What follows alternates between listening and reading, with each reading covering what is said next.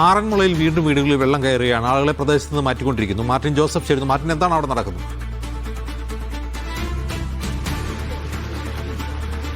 അജിംസ്, ഇപ്പോൾ നമ്മളിപ്പോൾ നിൽക്കുന്ന ആറന്മുള ക്ഷേത്രത്തിനടുത്താണ്. ഈ ഒരു പ്രദേശത്ത് അതിരൂക്ഷമായിട്ടുള്ള വെള്ളക്കെട്ട് വീണ്ടും ഉയർന്നുകൊണ്ടിരിക്കുന്നത്. നമ്മളിപ്പോൾ നിൽക്കുന്ന വഴിയിൽ അതിരൂക്ഷമായിട്ട് വെള്ളത്തിൻ്റെ ഒഴുക്ക് കയറി വരുന്ന ഒരു സാഹചര്യമാണുള്ളത്. ഈ ഒരു പ്രദേശത്തോട്ട് നിരവധി വീടുകൾ ഉണ്ട്. നിരവധി ആളുകളെ ഇനിയും രക്ഷപ്പെടുത്താനുണ്ട്. നിരവധി ആളുകൾ വീടിൻ്റെ രണ്ടാം നിലകളിലായിട്ട് ഉള്ളതായിട്ടാണ് നമുക്ക് അറിയാൻ സാധിക്കുന്നത്. എങ്കിലും രാവിലെ ഡാം തുറന്നതിന് ശേഷം ഇപ്പോഴാണ് ഈ ആറന്മുള ഭാഗങ്ങളിലേക്ക് വെള്ളം എത്തുന്നതും അതിരൂക്ഷമായിട്ടുള്ള വെള്ളം ഒഴുകിയെത്തുന്ന ഒരു സാഹചര്യമാണ് ഇപ്പോൾ നിലവിലുള്ളത്. നമ്മൾ രാവിലെ വരുമ്പോൾ ഈ റോഡിലെ വെള്ളം വറ്റിയിരുന്നതാണ്. എന്നാൽ ഇപ്പോൾ അതിൽ നിന്നെല്ലാം മാറിക്കൊണ്ട് ഇപ്പോൾ അതിരൂക്ഷമായിട്ടുള്ള ഒരു വെള്ളത്തിൻ്റെ തോത് ഇപ്പോൾ ഇവിടെ ഉയർന്നുകൊണ്ടിരിക്കുകയാണ്. എന്തായാലും പ്രദേശത്ത് ഇപ്പോൾ മന്ത്രി AP അനിൽകുമാർ അടക്കമുള്ളവർ നിലവിലെ സ്ഥിതിഗതികൾ വിലയിരുത്തുന്നതിനായിട്ട് എത്തിയിട്ടുണ്ട്. എന്തായാലും നമുക്ക് മന്ത്രി മാധ്യമങ്ങളോട് സംസാരിക്കുന്നുണ്ട്. നമുക്ക് പെട്ടെന്ന് വീടുകളിൽ നിന്ന് മാറി താമസിക്കുക. അവർക്ക് ഇത് ഇറങ്ങിക്കഴിഞ്ഞാൽ ഉടനെ നമുക്ക് അവർക്ക് അങ്ങോട്ട് ഷിഫ്റ്റ് ചെയ്യാനുള്ള സൗകര്യം നമ്മൾ ഒരുക്കും. പക്ഷേ ഈ ഒരു സാഹചര്യത്തിൽ അവിടെ നിൽക്കുന്നത് വലിയ പ്രയാസകരമായ സാഹചര്യം. അതുകൊണ്ട് ഏത് സാഹചര്യത്തിലും മാറാൻ ജില്ലാ ഭരണകൂടം നിർദ്ദേശിച്ചു കഴിഞ്ഞാൽ, ഗവൺമെന്റ് പറഞ്ഞു കഴിഞ്ഞാൽ അതിന് സഹകരിക്കണമെന്നാണ് ഞങ്ങൾക്ക് അഭ്യർത്ഥിക്കാനുള്ളത്. പിന്നെ ഞാൻ രാവിലെ ഈ വഴി വരുമ്പോഴേ ഇവിടെ ഇത്രയും വെള്ളം ഉണ്ടായിരുന്നില്ല. നമ്മൾ അവിടേക്ക് പോയി, ഈ ആളുകൾ കുടുങ്ങിക്കിടക്കുന്ന സ്ഥലത്തേക്ക് പോയി. അവിടെ പോയി തിരിച്ചു വരുമ്പോൾ ഇവർ വീണ്ടും വെള്ളം കയറുക. അങ്ങനെ വെള്ളം അതാണ് ഇവിടെ മിനിസ്റ്റർ പറഞ്ഞ പോലെ തന്നെ റാന്നിയിൽ നിന്ന് വെള്ളം ഇറങ്ങുന്ന സ്വഭാവമാണിപ്പോൾ. അപ്പോൾ റാന്നിയിൽ നിന്ന് ഇറങ്ങുമ്പോൾ സ്വാഭാവികമായിട്ട് ആറന്മുളയിലൂടെയാണ് അത് കയറി ഇറങ്ങി പോകുന്നത്. പമ്പയാറിലൂടെയാണ് വരുന്നത്, കയറി ഇറങ്ങി പോകുന്നത്. അതുകൊണ്ട് തന്നെ ആ വെള്ളം വരും. 2 മൂഴിയാർ ഡാമിൻ്റെ ഷട്ടറുകൾ ഘട്ടം ഘട്ടമായി തുറക്കാൻ തീരുമാനിച്ചിട്ടുണ്ട്. അതിൻ്റെ ആദ്യ ഘട്ടം തുറന്നിട്ടുണ്ട്. ആ വെള്ളവും കൂടി ഇങ്ങോട്ട് വരും. അപ്പോൾ സ്വാഭാവികമായിട്ട് ഒരടിയും കൂടെ വെള്ളം ഇനി ഉയരാനാണ് സാധ്യത. ഒരടിയും കൂടെ വെള്ളം ഉയരും. കാരണം അങ്ങനെയാണ് അതിൻ്റെ റാന്നിയിൽ വെള്ളം ഇറങ്ങുമ്പോൾ ആ വെള്ളം ആറന്മുള വഴിയാണ് പിന്നീട് ചെങ്ങന്നൂർ പോയി തിരുവല്ലായി പോയി അപ്പർ കുട്ടനാട്ടിലേക്ക് പോകുന്നത് ആ റൂട്ടിലാണ്. അപ്പോൾ ഒരടി വെള്ളവും കൂടെ ഉയരും. അങ്ങനെയാണ് ഇപ്പോഴത്തെ ഒരു കണക്ക്. പക്ഷേ അതിനെ മുന്നിൽ കണ്ടുകൊണ്ടുള്ള എല്ലാവിധ ക്രമീകരണങ്ങളും ചെയ്തിട്ടുണ്ട്. നമുക്ക് ഇപ്പോൾ ഈ ഒരു പ്രതിസന്ധി ഒഴിഞ്ഞ് ആളുകൾക്ക് സ്വന്തം വീട്ടിലേക്ക് മടങ്ങാൻ പറ്റും. നമുക്ക് 2 കാര്യങ്ങളുണ്ട് ഇതിനകത്ത്. വീടുകളിലേക്ക് പെട്ടെന്ന് മടങ്ങുമ്പോൾ പല വീടുകളിലും ചളി ഏറിയും അതുപോലെ തന്നെ താമസിക്കാൻ കഴിയാത്ത സാഹചര്യമൊക്കെ ഉണ്ടായിരിക്കും. അപ്പോൾ അതൊക്കെ എത്രയും പെട്ടെന്ന് ശരിയാക്കിയിട്ട് അവരെ മാറ്റി താമസിപ്പിക്കാനുള്ള സൗകര്യങ്ങളെല്ലാം ഗവൺമെന്റിന്റെ ഭാഗത്ത് നിന്ന് ഉണ്ടാവും.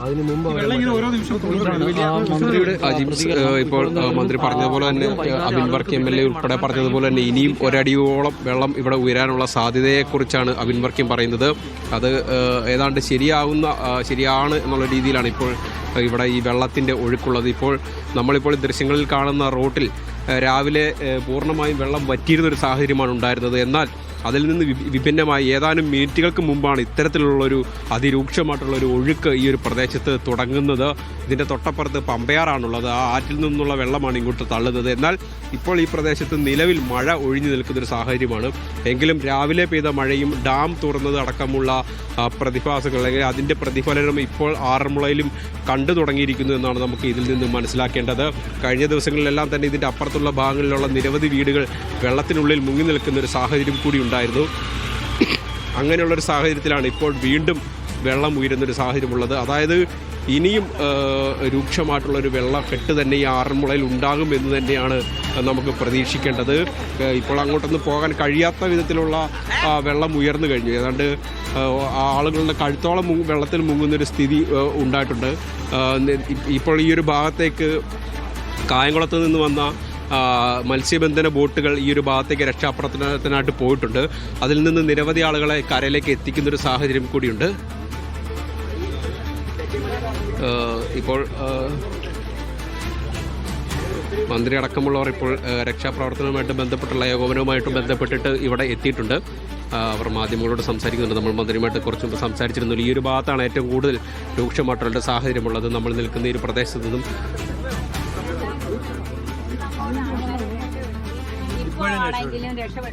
ആളുകൾ, പ്രാദേശികമായിട്ടുള്ള ജനപ്രതിനിധികൾ പിന്നെ ഈ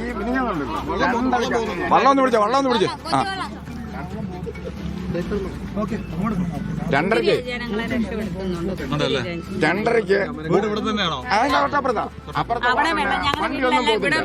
രണ്ടരയായപ്പോ ഒരാൾ മരിച്ചു. പ്രായം അങ്ങേയറ്റം ചെന്ന് പള്ളിയോടത്തിന്റെ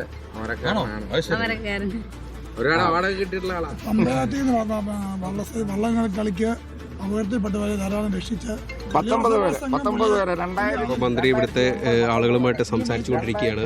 ഇപ്പോൾ ഇതാ സംസാരിച്ചുകൊണ്ടിരിക്കുന്ന ഈ മനുഷ്യൻ, അദ്ദേഹം നിരവധി ആളുകളെ തൻ്റെ ഒരു ചെറിയൊരു വള്ളത്തിൽ കരയിലെത്തിക്കുന്ന ഒരു സാഹചര്യം ഉണ്ടായിരുന്നു. നമ്മൾ 2 ദിവസമായിട്ട് ഇവിടെ എത്തുമ്പോഴെല്ലാം ഇദ്ദേഹം തുടർച്ചയായിട്ട് വിശ്രമമില്ലാതെ ആളുകളെ കരയിലെത്തിക്കുന്ന ഒരു സാഹചര്യം ഉണ്ടായിരുന്നു.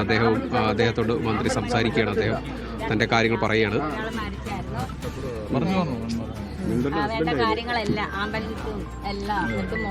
എന്നിട്ട് ഇവിടെ വന്നു. പിന്നെ ആംബുലൻസ് ഇവിടെ വിളിച്ചു വരുത്തി കഴിഞ്ഞ് ഞാൻ പറഞ്ഞ് ഇതെല്ലാം സ്കെച്ചർ എടുക്കണം. സ്കെച്ചർ എടുത്ത് ആ സ്കെച്ചർ ഈ വള്ളത്തെ വെക്കണം. വന്ന് 5-6 പിള്ളേരെയും വിളിച്ചുകൊണ്ട് പോയി അവിടുന്ന് സ്കെച്ചറെ വെച്ച് ഓടി ഇവിടെ കൊണ്ടുവന്ന് ആംബുലൻസ് കയറ്റി.